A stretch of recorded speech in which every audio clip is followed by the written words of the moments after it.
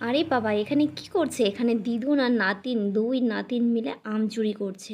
দেখো, আম পেয়ে তো অশ্মি ভীষণ খুশি। আর নিজেদের গাছের আম নিজেরাই কি করে চুরি করে খেলাম।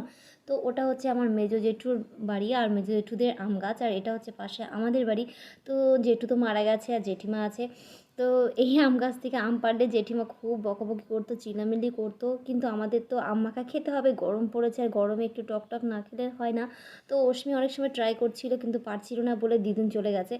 যেহেতু ভালোবাসে বেশি, যে ওকে দুটো আম পেড়ে দিই। দেখো আম পেড়েছে, অশ্মি তো দুটো নিয়ে পালিয়েছে। আর এই দেখো এখানেও 4টে 5টা যে পড়ে রয়েছে সেটার দিকে খেয়াল নেই মেয়ের।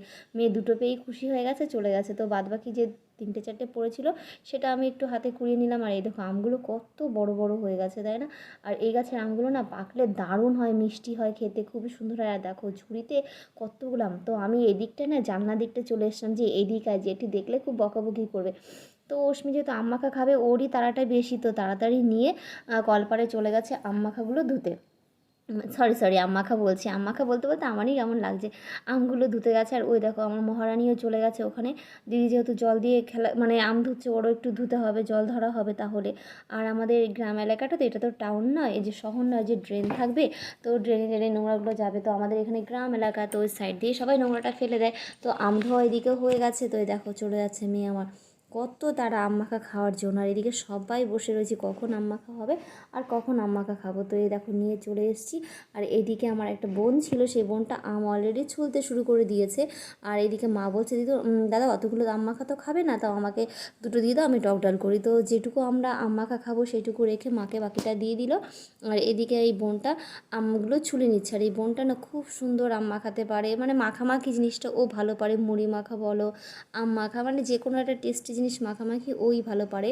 তো তার জন্য বলা হয়েছিল যে বোন তাহলে তুমি আমটা মাখো।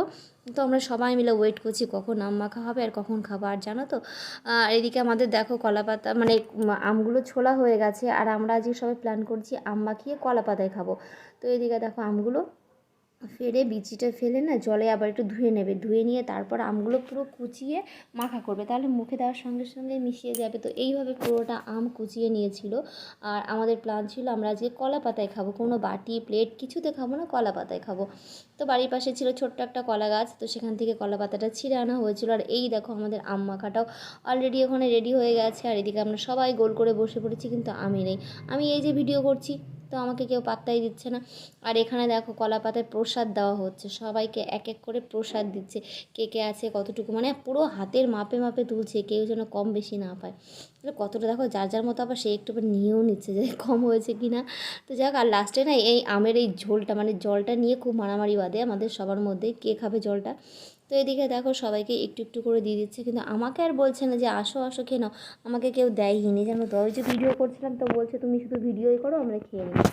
আর এইদিকে আমার ছোট্ট মাটা অদ্রিতা, ও আমটাকে দিয়ে কলা পাতা লেপে দিয়েছে, ও একদমই খায়নি, পুরোটাই নষ্ট করেছে। তো কেমন লাগলো ভিডিওটা প্লিজ কমেন্ট করো, লাইক করো আর পাশে থেকো। টাটা।